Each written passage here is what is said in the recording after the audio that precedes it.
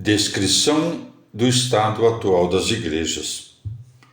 A que se assemelha a situação atual?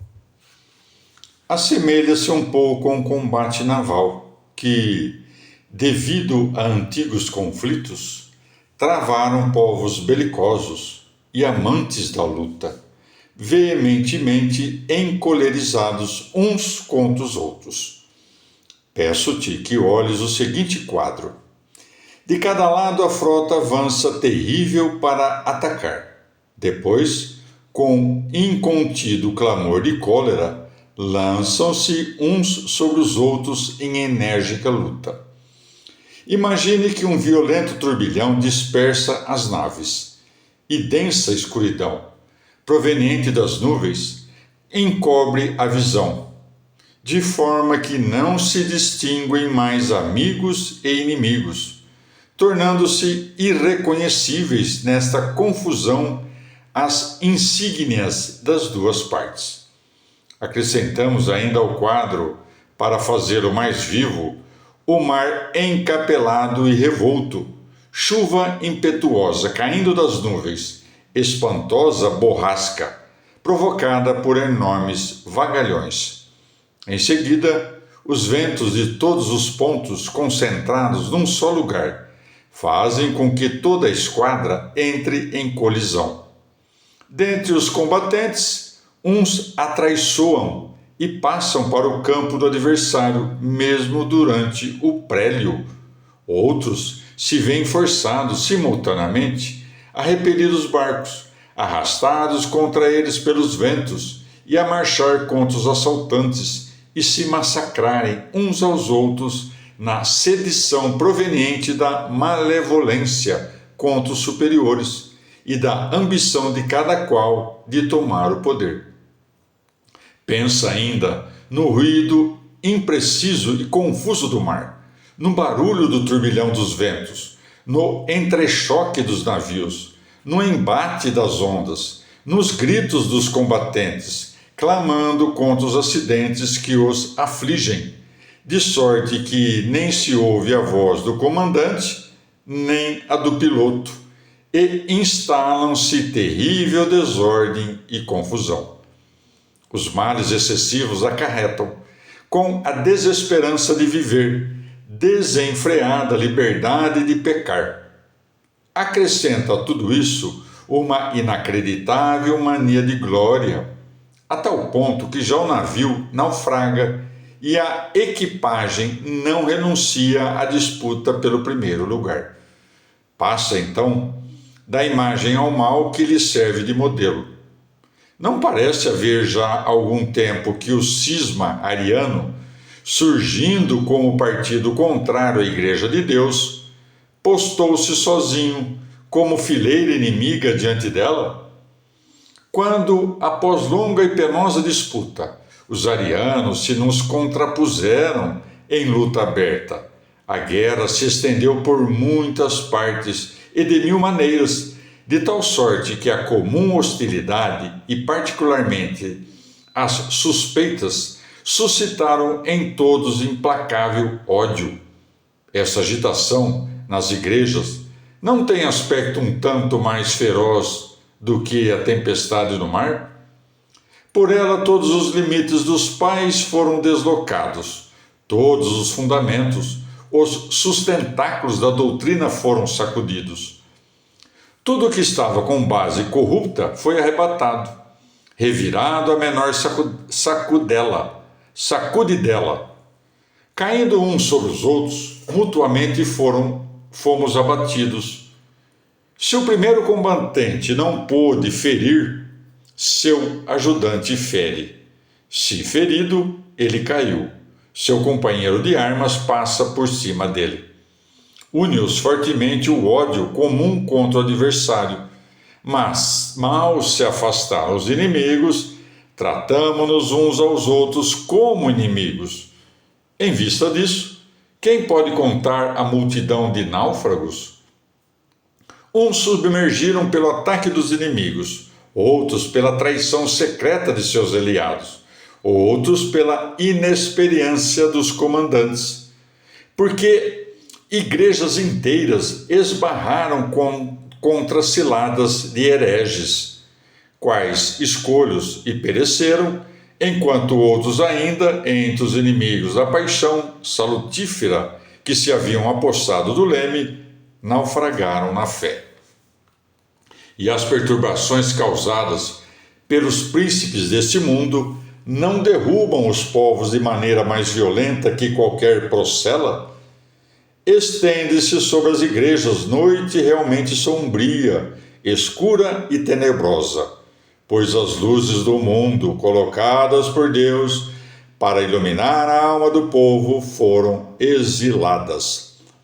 O excesso de inveja tirou aos príncipes toda a sensibilidade, enquanto o temor de uma dissolução universal é ameaçadora.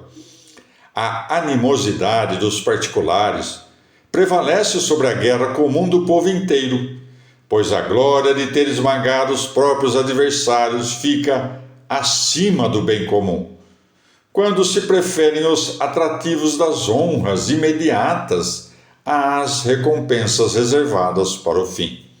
Por isso, levantam todos igualmente as mãos homicidas, uns contra os outros, conforme é possível a cada um.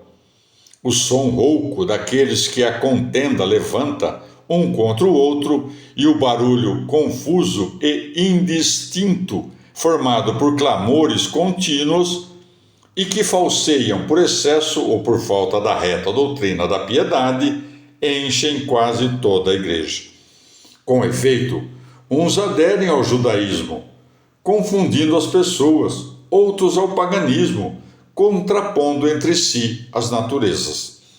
A Escritura, inspirada por Deus, não consegue apaziguá-los, nem a tradição apostólica os induz a reconciliarem-se.